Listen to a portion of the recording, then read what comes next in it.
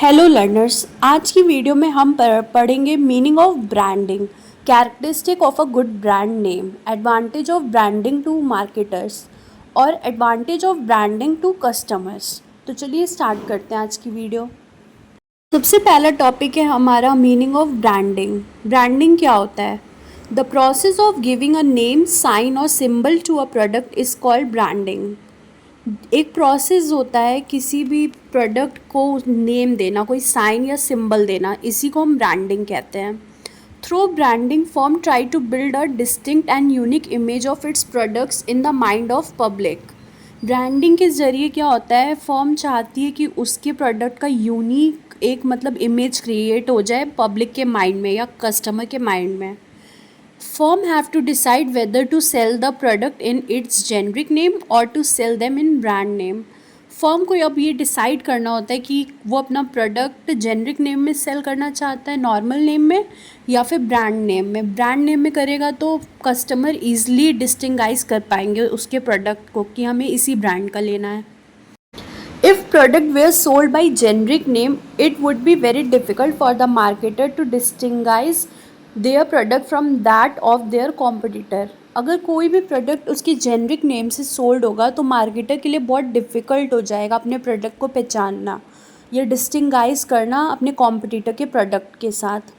Therefore, most of the marketer give a brand name to their product, which help in identifying and distinguishing their product from the competitor product. इसीलिए ज़्यादातर marketers क्या होते हैं, अपने product को एक brand name दे देते हैं ताकि ईज़िली कस्टमर आइडेंटिफाई भी कर पाए और डिस्टिंगाइज कर पाए उनके कॉम्पिटिटर के प्रोडक्ट से उनका product.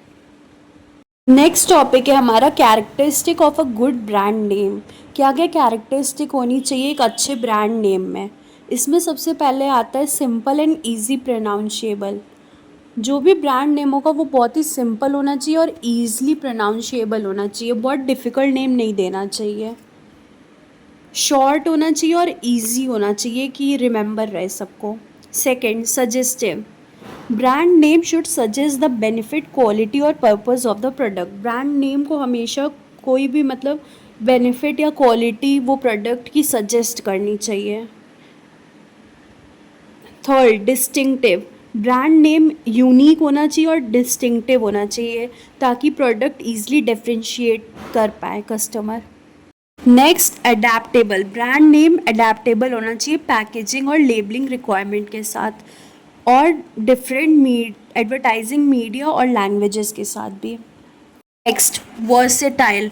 Brand name should be versatile so that it can be accommodate any new product added to the line। Brand name क्या होना चाहिए, वर्सेटाइल होना चाहिए ताकि उसमें कोई भी हम न्यू प्रोडक्ट को ऐड कर सके वो लाइन में। फॉर एग्जांपल जैसे मैगी या कोलगेट के हम उसमें और भी ऐड कर सकते हैं प्रोडक्ट्स एक ब्रांड नेम में। Next, legal protection. Brand name एक कैपेबल होना चाहिए ताकि हम उसको रजिस्टर्ड करवा सकें और लीगली प्रोटेक्ट करवा सकें ताकि कोई और राइवल्स हमारा कॉपी ना कर लें।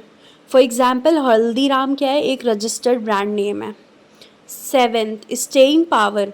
ब्रांड नेम के पास हमेशा एक स्टेइंग पावर होनी चाहिए, उसकी स्टेबल लाइफ होना चाहिए। फॉर एग्जांपल लाइक बाटा और फिलिप्स, वो किसी पे डिपेंड नहीं होना चाहिए, कोई भी फैशन या स्टाइल्स पे डिपेंड नहीं होना चाहिए कि वो कुछ टाइम के लिए रहे, या वो स्टेबल होना चाहिए।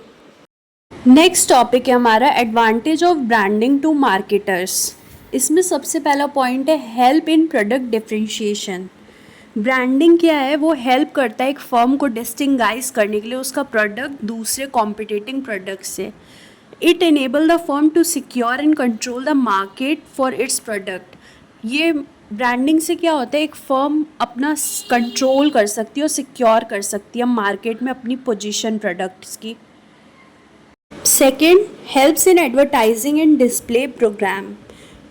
With a brand name advertisement क्या होता है, केवल अवेयरनेस नहीं आती है प्रोडक्ट की, बट ब्रांड को पॉपुलराइज भी करता है।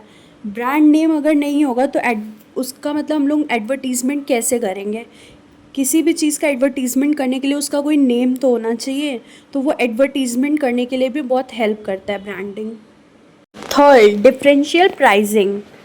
एक इस्टेब्लिश्ड ब्रांड नेम क्या होता है, वो फर्म को इनेबल करता है कि वो अपने प्रोडक्ट का हायर चार्ज कर सकते हैं कॉम्पिटिटिंग प्रोडक्ट के, क्योंकि कस्टमर क्या होते हैं कि रेडी हो जाते हैं पे करने के लिए ब्रांडेड प्रोडक्ट्स को ज़्यादा पे करने के लिए, जिस ब्रांड का उन्हें चाहिए हो रहता है। तो ब्रांडिंग से क्या होता है, हम अपने प्रोडक्ट की प्राइस हाई कर सकते हैं और ज़्यादा प्रॉफिट अर्न कर सकते हैं।